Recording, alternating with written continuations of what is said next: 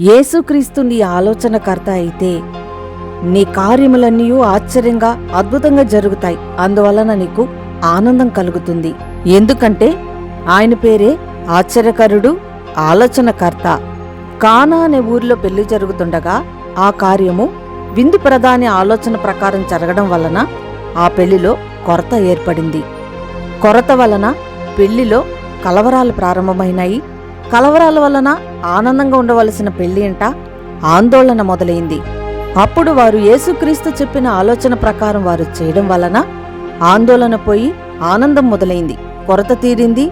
ఆయన చెప్పినట్లు చేయడం వలన ఆ కార్యము ఆశ్చర్యముగాను అద్భుతంగాను ఆనందంగాను జరిగింది. ఆ కార్యం గురించి తరతరాల వారు చెప్పుకుంటూ ఉన్నారు. అలా ఉంటుంది ఆయన చేసే కార్యము.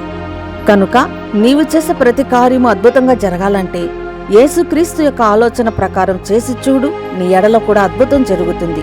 అందువలన నీకు ఆనందం కలుగుతుంది. ప్రార్థన. తండ్రి, మా కార్యములన్నీ ఆశ్చర్యంగా అద్భుతంగా జరుగుటకు మాకు ఆలోచనకర్తగా ఉండమని నీ నామం పేరటై మనవిని వేడుతున్నాం తండ్రి. ఆమేన్.